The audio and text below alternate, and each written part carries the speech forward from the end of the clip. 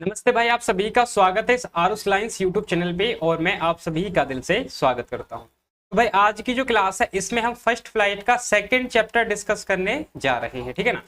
First flight का second chapter अपन discuss करने जा रहे हैं इस क्लास में, जो कि काफी इंपॉर्टेंट है, ठीक है ना। आप इसको इंपॉर्टेंट भी नोट कर सकते हो क्योंकि ये जो चैप्टर है ना, long walk to the freedom है ना, नेल्सन मंडेला वाला, ये जो चैप्टर है काफी ज्यादा इंपॉर्टेंट है और इसकी मतलब आने की संभावना बहुत ज्यादा होती है और ये आता ही आता है जनरली पेपर में, ठीक है ना। तो ये चैप्टर आपको पढ़ना है भाई बिल्कुल अच्छी तरीके से। तो आज हम क्या करने वाले हैं इसके अंदर भाई, इस चैप्टर को पहले तो समझेंगे हम, ठीक है ना। इस चैप्टर को समझेंगे, इसकी समरी देखेंगे, साथ ही साथ इससे रिलेटेड क्वेश्चंस को भी डील करेंगे। चलिए जी, तो स्टार्ट करते हैं मेरे भाई। अभी मजा आएगा ना भिड़ो। हाँ हाँ भाई बिल्कुल मजा आएगा। चलिए जी स्टार्ट कर लेते हैं भाई।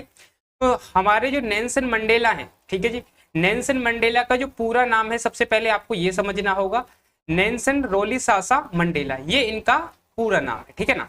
और ये इनकी फोटो दे रखी है यहाँ पे। अब ये कौन है नेल्सन मंडेला, अगर आप ध्यान से समझेंगे तो ये अफ्रीका के फर्स्ट प्रेसिडेंट थे, ब्लैक, ठीक है ना। ब्लैक प्रेसिडेंट थे किसके, साउथ अफ्रीका के पहले ब्लैक प्रेसिडेंट थे, ठीक है ना।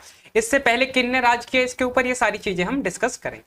तो यहाँ पे दे रखा भाई, Nelson Mandela long walk to the freedom is an extract from the autobiography of Nelson Mandela, ठीक है जी।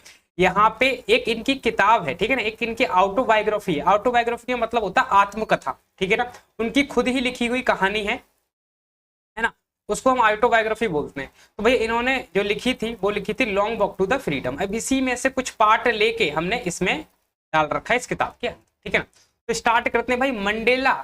मंडेला डेट डिस्क्राइब, जो बताते हैं अपनी किताब के अंदर, the struggle for the freedom of the black people in south Africa. तो वो अपनी ना पूरा स्ट्रगल का टाइम बताते हैं। स्ट्रगल का टाइम यानी कैसे उन्होंने इसको आजादी दिलाई, ठीक है ना, ये जो ब्लैक प्रेसिडेंट ये कैसे बने, ठीक है ना। तो भाई ऑन 10 मई 1994, तो 10 मई का दिन था 1994 को, Nelson Mandela took the oath as the south Africa first black president, ठीक है ना। इन्होंने 10 मई को, डेट याद रखनी है आपको, 10 मई को इन्होंने क्या किया था, शपथ ली थी, ठीक है ना। ये बने थे पहले राष्ट्रपति, कहाँ के जी, ब्लैक प्रेसिडेंट बने थे साउथ अफ्रीका के पहले, आफ्टर मोर देन 3 सेंचुरीज, यानी लगभग 300 सालों के बाद, ठीक है ना। वाइट ने रूल किया था इनके ऊपर, जैसे इंडिया के ऊपर थे उसी तरीके से साउथ अफ्रीका के ऊपर भी इन्होंने राज किया था, जो वाइट थे। अब 300 साल के बाद ये पहले ब्लैक प्रेसिडेंट बने थे। चलिए जी आगे देखने का काम करते हैं। हिज पार्टी, इनकी जो पार्टी थी, had won 252 out of 400 seats, तो 400 सीटों में से 252 सीटें इन्होंने जीती थी in the first democratic election in the history of south Africa. तो पहली जब डेमोक्रेटिक इलेक्शन हुए थे उन्होंने पहली बार मतलब इतनी सीटों को जीता था। Many dignitaries and the political figures from the several countries attended the inauguration ceremony that took place in the Union Building Amphitheater in Pretoria। ये पॉइंट याद रखने लायक है। तो काफी जो बड़े बड़े लीडर थे उन्होंने आकर इसको मतलब कि इनॉग्रेशन जो हुआ था, इनका जो समारोह हुआ था, जो शपथ ग्रहण हुआ था, उसके अंदर काफी बड़े बड़े नेताएं आए थे, नेता लोग काफी कंट्रियों से लोग आए थे, ठीक है ना। तो ताकि इनको पहली बार इनकी जीत हुई है तो भैया इनको देखने के लिए, इनको रिस्पेक्ट देने के लिए वहां से ये आए हैं, मतलब कि अलग अलग कंट्री से, ठीक है। ये जो शपथ ग्रहण समारोह था union building amphi theatre in the Pretoria, ये यूनियन बिल्डिंग में हुआ था, एम्पी थिएटर की, जो कि प्रिटोरिया में स्थित है, ठीक है जी। यहाँ पे हुआ था। ये पूछा जाएगा भाई कहाँ पे हुई थी शपथ ग्रहण, तो आप बोलेंगे सर एम्पी थिएटर में हुई थी, जो कि प्रिटोरिया में। एम्पी थिएटर का मतलब होता है भाई एक तरीके से, जैसा देखना स्टेडियम पता है सभी को, तो इस तरीके से रहता है स्टेडियम, ऊपर से खुला रहता है और यहाँ पे सीटें लगी होती हैं और बीच में प्लेयर खेलते हैं, तो इसी तरीके का होता है। अब तुमसे पूछेगा कि भैया ये जो है मतलब ऐसा इंडिया में बताओ, इंडिया में कौन सा है, तो भाई पुराना आप बता सकते हैं रेड फोर्ट, यानी पुराने पत्थरों से बना हुआ रेड फोर्ट हो गया, तो रेड फोर्ट भी इस तरीके से पुराना हो गया, ठीक है। इन हिज स्पीच, अब वो अपनी स्पीच के अंदर क्या बताते हैं, Mandela address all the respectful and assured his fellow countryman then his country would never experience similar suppression by any group of another, ठीक है ना।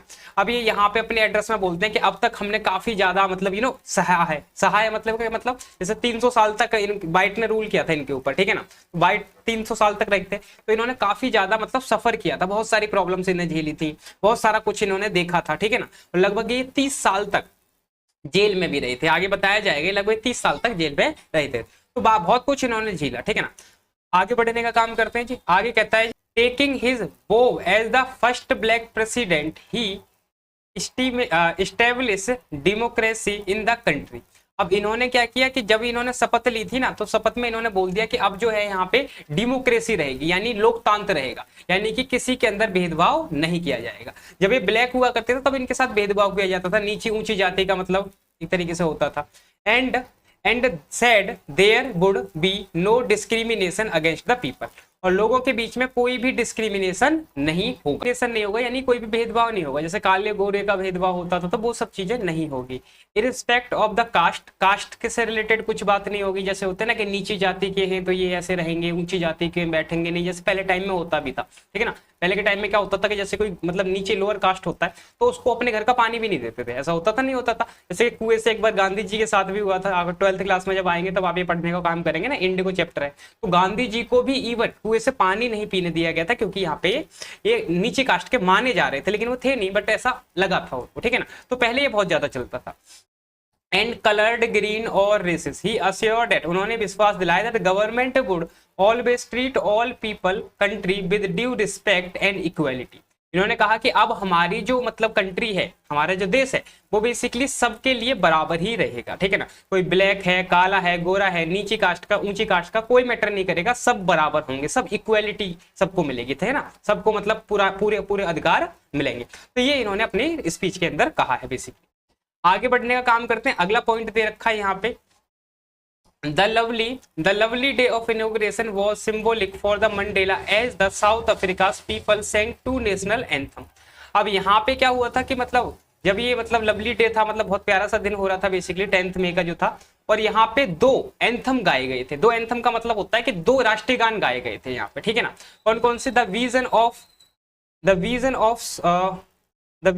द बाइट सेंग, बाइट जो लोग थे वो ये वाला गाना गा रहे थे, ठीक है ना, और जो हमारे ब्लैक थे वो डाई स्टीम गा रहे थे, ठीक है ना। The old anthem of the republic, all these events reminded Mandela of the how black skinned people were exploited by the white people earlier, ठीक है जी। अब ये यहाँ पे स्पीच देते हैं, स्पीच के साथ ना इनको ये भी रियलाइज हो रहा है कि हमारे साथ कैसा व्यवहार किया जाता था जब हम मतलब इससे नहीं थे। अभी तो इनको इक्वलिटी दी जा रही है जब मंडेला है, तो मंडेला जब स्ट्रगल कर रहे थे तो अपने दिनों के बारे में बताते हैं कि मैंने कैसे स्ट्रगल करके इनको ये आजादी दिलाई है और हमको ये आजादी मिली है, कैसे हमने स्ट्रगल किया है। अब यहाँ पे मंडेला बताने का काम करते हैं। ही deeply felt the pain of his race and said that this type of the suppression, racial and domination of the white skinned people against the dark skinned people on their own land gave rise to one of the hardest and the most inhuman societies would had never ever seen or unknown। जैसा मतलब कहने का मतलब है जैसे हम, इनका ही देश तो था ही बेसिकली साउथ अफ्रीका, उसके ऊपर वाइट रूल करते थे और वाइट रूल करते थे और इनको ही नीचे दिखाते थे और इनको ही मतलब कुछ नहीं मानते थे एक तरीके से। तो मतलब ये सोच के बड़ा वो उनको बुरा लगता है कि भैया हमारी कंट्री है, हमारा देश है, हमारी लैंड है, हमारी जमीन है, तो हमारी जो जमीन है बेसिकली इसके ऊपर कोई और आके हम पे हुक्म कैसे चला सकता है, ठीक है ना, कोई और आके हम पे हुक्म कैसे चला सकता। तो इसके बारे में भी मंडेला सोच रहे होते हैं। एंड ही स्ट्रांगली बिलीव, वो बहुत ही ज्यादा बिलीव करते थे, no person is born to hate the other person. अब ये थोड़ा इंपॉर्टेंट पॉइंट है, इसको याद रखेंगे। अब मंडेला बताते हैं कि कोई भी इंसान ऐसा पैदा नहीं होता कि वो किसी से नफरत करे, ठीक है ना, कोई भी इंसान ऐसा पैदा नहीं होता वो किसी से नफरत करे, किसी भी पर्सन से, on the basic of the skin colour, skin colour के बेसिस पे, ठीक है ना। जैसे तू काला है मैं तो तुझसे नफरत करूंगा, ऐसा कोई भी इंसान पैदा नहीं होता। बैकग्राउंड और रिलीजन, ठीक है ना, धर्म के नाम पे या फिर बैकग्राउंड के नाम पे कोई भी ऐसा इंसान पैदा नहीं होता। However, people must learn to hate, जो पीपल है उनको सिखाया जाता है, ठीक है ना, उनको बताया जाता है, सिखाया जाता है कि भाई इससे नफरत करनी है, काले गोरे का जो भेदभाव है वो बेसिकली उसको सिखाया जाता है। कास्ट का सिखाया जाता है कि भैया इसकी कास्ट नीची है तो ये इससे बात नहीं करनी, वो लोअर कास्ट है, मतलब इस टाइप से डिस्क्रिमिनेशन जो होता है, भेदभाव जो होता है, ये कहीं ना कहीं हमको सिखाया जाता है। तो कोई भी इंसान ऐसा पैदा नहीं होता जो मतलब एक तरीके से किसी को नफरत करे, है ना, कोई भी ऐसा इंसान पैदा नहीं होता, उसको ये सारी चीजें उसके माइंड में भरी जाती हैं कहीं ना कहीं। Because if they learn to hate they can be taught to love as well, क्योंकि अगर इनको नफरत करना सिखाया जा सकता है तो इनको प्यार करना भी सिखाया जा सकता है ना। मंडेला कहता है अगर इनको नफरत करना सिखाया जा सकता है और तो इनको प्यार करना भी सिखाया जा सकता है। As love comes more naturally to human than hate. और जो लव है ना वो नेचुरली आता है, अंदर से आता है। जैसे ह्यूमन हम जो हेट होती है उसको हम किसी ना किसी के अंदर क्रिएट करते हैं कि भाई ये इंसान है तो ये इससे नहीं बोलना है, लेकिन जो लव है वो कहीं ना कहीं नेचुरली हमारे अंदर से ही आता है, तो उसको सिखाना ज्यादा आसान होगा बेसिकली, ठीक है ना।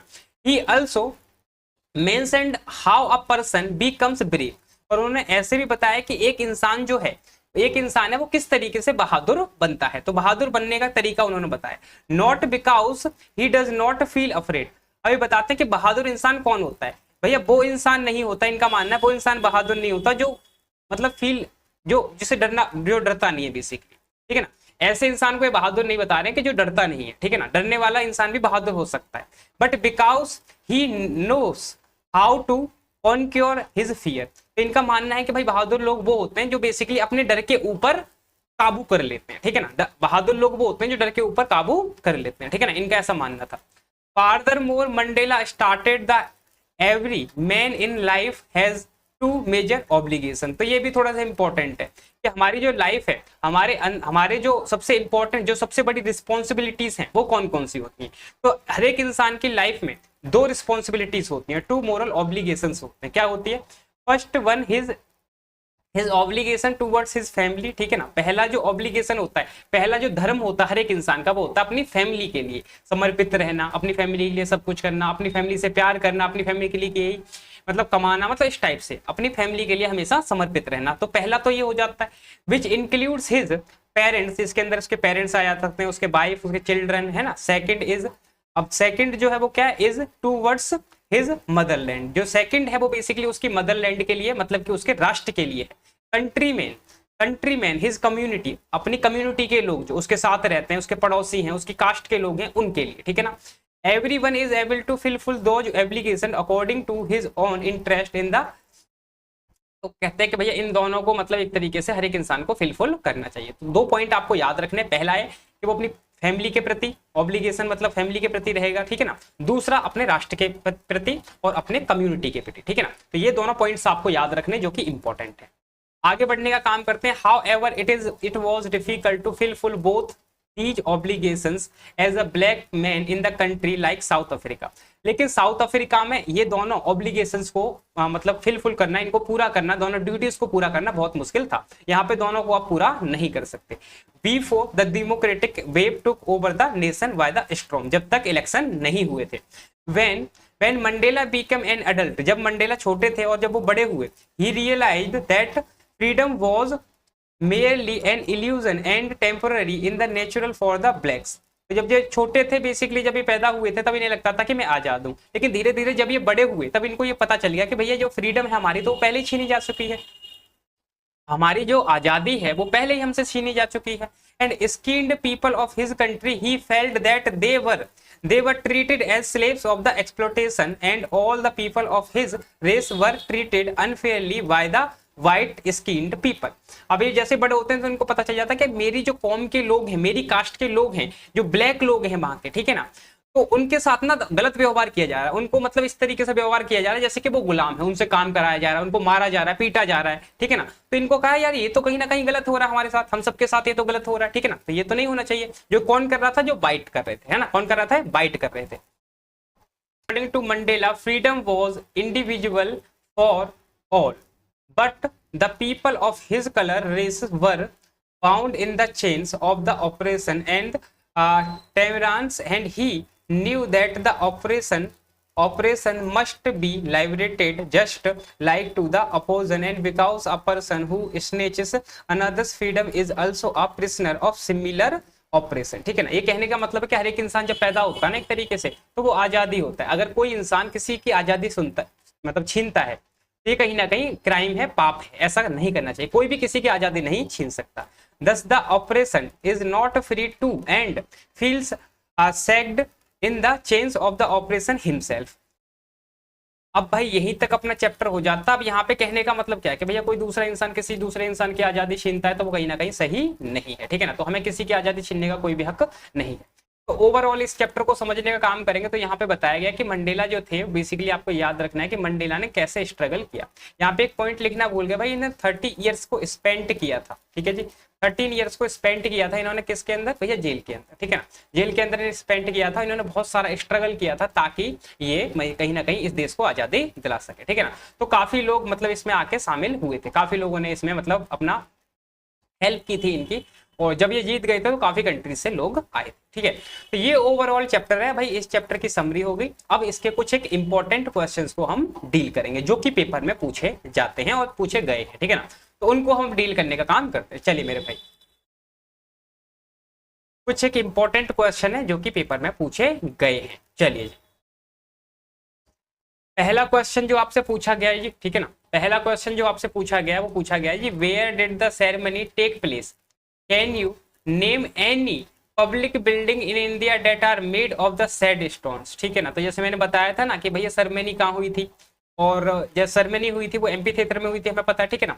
और वैसे ही अपने इंडिया में भाई कौन सी मतलब कोई जगह है, कोई मतलब प्लेस है इंडिया में या नहीं है, तो आंसर दे रखा है भाई यहाँ पे, the ceremony took place in the campus of union building of Pretoria, है ना, विच वर अटेंडेड बाय द, काफी लोग आए थे, leaders and many Nations in India, ठीक है ना।